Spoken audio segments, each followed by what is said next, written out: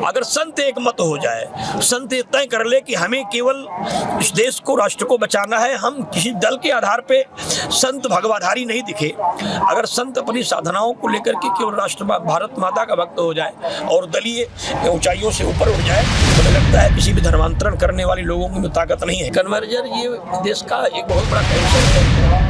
Conversion हुआ तभी देश की गुलामी हुई, कन्वर्जन नहीं हुआ महाराज, क्योंकि आज जो संख्यक समुदाय के लोग कहे जाते हैं असम हिंदू है, वह कहीं न कहीं से आतंक के, आक्रांताओं के आतंक से प्रभावित हुए, राजा प्रजा सब तोड़े गए, उन्हें अल्पसंख्यक बनाया गया, उन्हें क्रिश्चियन बनाया गया।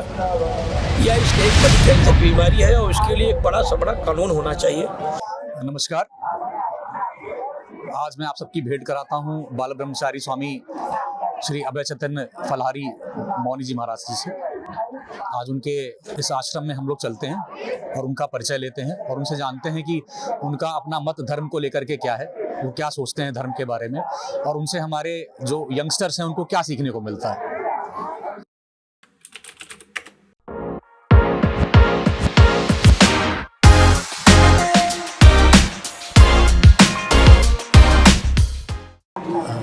मैं धर्म के बारे में जानना चाहता हूँ, यहाँ माघ मेला क्यों लगता है? क्योंकि बहुत सारे यंगस्टर्स जो हैं, मतलब बहुत सारे नवयुवक ऐसे हैं जो कॉलेज वगैरह में पढ़ते हैं बाहर के देशों में या बाहर के इसमें प्रदेशों में, और उनको नहीं पता है कि माघ मेले के बारे में क्या है। जैसे मेरी सपोज एग्जांपल की बात कर रहा हूँ, मेरे मामा जी की बेटी है, अगर उसने पूछा कि संगम किस देवता की तपोस्थली है, किसका मंदिर है, तो यूट्यूब के थ्रू, मीडिया चैनल्स के थ्रू कम से कम जो यंगस्टर्स जो नए बच्चे CBSE बोर्ड से पढ़ रहे हैं उनको इसकी जानकारी मिले कि है क्या।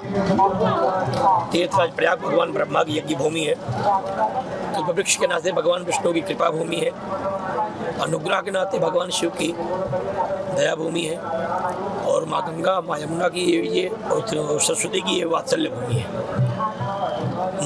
इस वसुंधरा का सबसे मध्य स्थान से यहाँ माघ के महीने में समस्त देवी देवता आकर के निवास करते हैं। जितने भी ऊर्ध्वलोक के हैं, जितने भी अधोलोक के हैं, 7 ऊर्ध्वलोक हैं, भूलोक, भुवालोक, स्वालोक, महालोक, जनालोक, तपालोक, सप्तम लोक, अतल, वितल, सुतल, तरातल, महातल, विवाद। इन लोकों में रहने वाले सारे लोग आकर के यहाँ निवास करते हैं।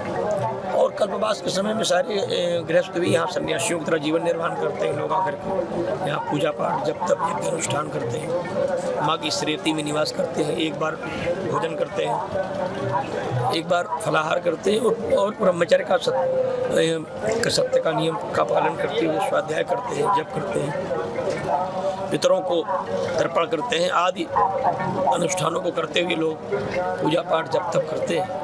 ऐसी स्थिति में आनंद की कृपा से सारे लोग यहाँ रहते हैं, सबकी मनोवांछित इच्छा है। ज़्यादातर जो आज की डेट में यंगस्टर्स हैं, नवयुवक हैं, कहीं ना कहीं गृहस्थ आश्रम में चले जाते हैं, तो आपके अनुसार किस उम्र तक लोगों को जो है ब्रह्मचर्य का पालन करना चाहिए, जिन्हें गृहस्थ आश्रम में जाना है? देखिए, गृहस्थ आश्रम में जाने की एक अवधि है, लेकिन कम से कम जो 25 वर्ष की अवस्था शास्त्रों में बताई गई है, 25 वर्ष तक यदि आप संयम का जीवन जीते हैं तो आगे का जीवन आपका सुख शांति का रहेगा, आरोग्यता का रहेगा, आपका जीवन सुख शांति से होगा, और आपका जो परिवार होगा वो भी उन्नति की ओर बढ़ेगा, और आपको भी जीवन में चरित्र के सुख की अनुभूति प्राप्त होगी। चरित्र जीवन का बहुत बड़ा धन है, उससे बचाना चाहिए, और उसकी रक्षा करने के लिए बहुत जीवन की चुनौतियों को स्वीकार करना चाहिए। चरित्र से बड़ा कोई धर्म नहीं। तो महाराज जी, एक चीज़ मैं और जानना चाहूँगा, आजकल मैं धर्म से जुड़ी एक बात करूँगा, जो राष्ट्र में बहुत सारा ऐसा है जो कन्वर्जन हो रहा है बहुत सारी जगहों पे, बहुत सारे शहरों में, तो उन कन्वर्जन्स को रोकने के लिए क्या मार्ग और उपाय आप बताना चाहेंगे? देखिए, कन्वर्जन ये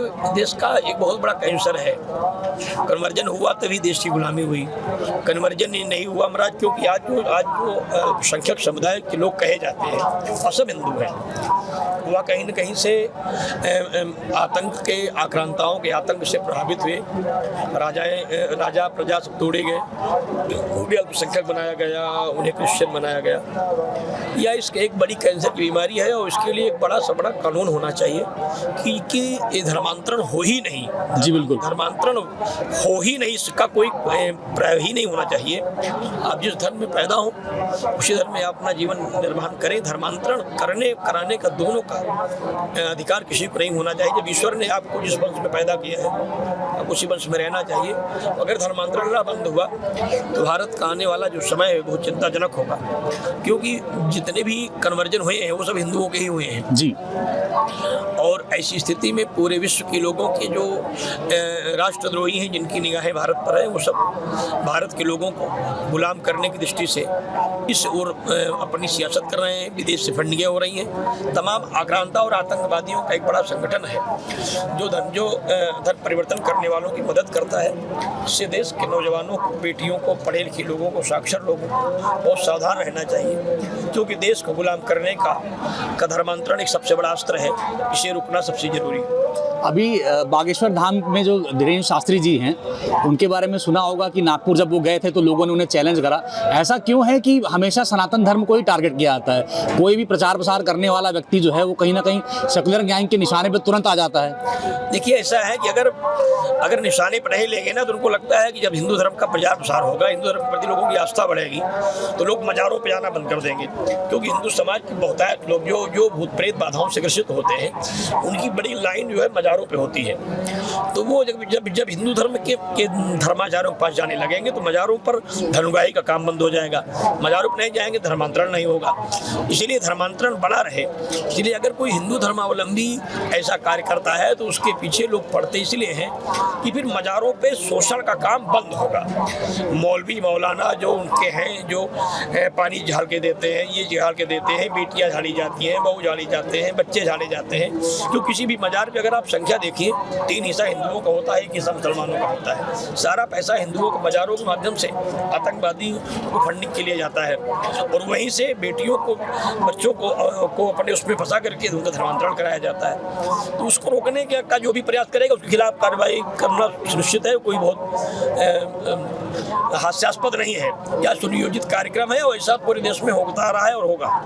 अच्छा, एक चीज़ महाराज जी और बताइएगा, आज की डेट में ये जो पिक्चरें बन रही हैं, जो मूवीज़ बन रही हैं आज की डेट में, ठीक है, ऐसा क्यों देखा जा रहा है कि ज़्यादातर उसमें भी जो है सनातन धर्म को ही टारगेट किया जा रहा है? ये सनातन धर्म को टारगेट करना इसलिए जा रहा है कि हिंदू जातियों में बटा है जी। हिंदू ब्राह्मण है, क्षत्रिय है, वैश्य है, बैकवर्ड है, हरिजन है, इस तरह में बटा हुआ है। हिंदू संगठित है नहीं।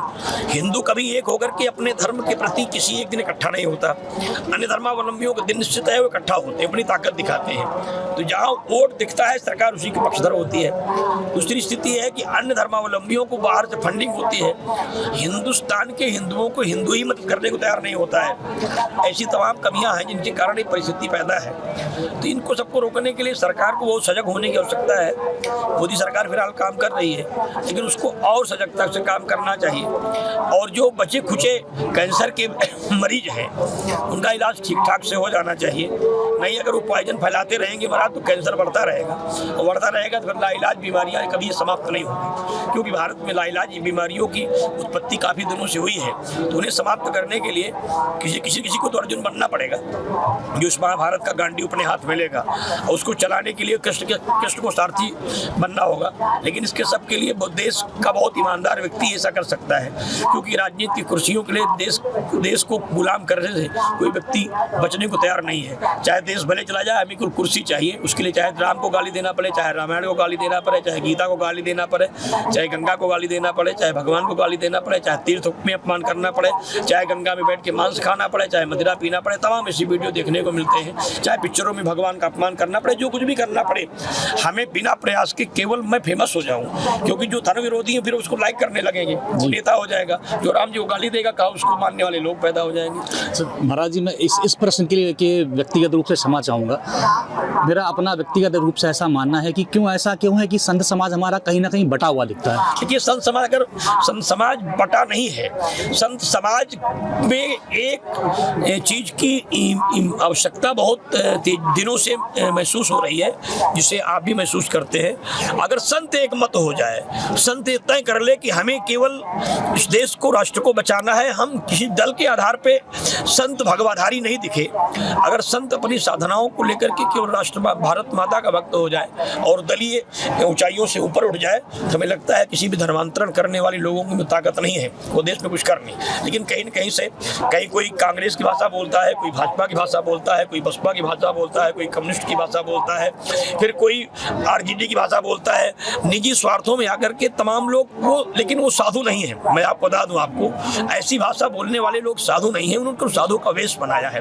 सही बात यह है कि साधु में मतभेद नहीं है। साधुओं के वेश बना करके साधुओं के रूप में रहने वाले लोगों में मतभेद है। आज इस बात का मैं खंडन कर दूं आपके दिमाग से, साधु में मतभेद नहीं है। जो साधु नहीं है लेकिन साधु के बेस में है, केवल उनमें और हम में सोच में अंतर है। जो कि है वो गृहस्थ, उनका परिवार है, उनकी बेटा है, उनकी बेटी है, लेकिन आगे स्वामी जी लिखते हैं, महाराज जी लिखते हैं, महामंडलेश्वर लिखते हैं, अगर इनकी सबकी सीबीआई जांच होनी चाहिए। और मैं तो सरकार से मांग करूंगा कि अगर साधुओं को अलग कर दिया जाए इस मेले में, तो पता लग जाए महाराज कि ये कितने मठाधीश उसमें हैं। सबने शादी ब्याह किया, सबके बच्चे हैं, सब ब्रह्मचारी हैं, सब सन्यासी है। अगर इनकी पोल पट्टी खुल जाए तो मेरे ख्याल से मेले का एक बहुत बड़ा धड़ा सन्यासियों का सम्मानित हो जाएगा, क्योंकि तमाम गृहस्थ लोग भी अपने को महामंडलेश्वर सन्यासी पुजारी महाराज लिखते रहते हैं। उसमें पता लगता है महाराज सन्यासी कौन है और गृहस्थ कौन है, क्योंकि दाढ़ी बड़ी बड़ी हो जाती है, बाल बड़े बड़े हो जाते हैं, माला कंठी मिल जाती है, भगवा चंदन मिल जाता है, उसमें सब सन्यासी के बेस में हो जाते हैं। इसलिए साधुओं का नाम खराब ना हो, साधु में कोई मतभेद नहीं है, लेकिन साधुओं के बेस पे जो लोग हैं वो अपने निजी स्वार्थ के लिए तमाम ऐसे काम करते हैं। अच्छा, आदि गुरु शंकराचार्य जी ने जो परंपरा की स्थापना करी थी, आज की डेट में क्या पूरा संत समाज उसका निर्वहन वैसे ही कर रहा है जैसे वो प्रिंसिपल्स बना के गए थे? देखिए, भगवान शंकराचार्य की परंपराओं के प्रति हम सब समर्पित हैं, जो और जीवन के अंतिम श्वास तक उनके पग चिन्हों पे चलेंगे। उसमें कोई मतभेद था न है और न रहेगा। जो संत है, क्योंकि बेसधारियों की बात मैं नहीं करता जी, लेकिन जो संत है उनके मन में अपार श्रद्धा है, भगवान शंकराचार्य के प्रति समर्पित है, उनकी परंपराओं के प्रति, उनकी पीठों के प्रति हम सबका पूरी जो श्रद्धास्पद संकल्प है उससे हम जुड़े। अच्छा, मैं चाहूँगा थोड़ा सा व्यक्तिगत परिचय आप अपना भी देने से लोगों को पता चले।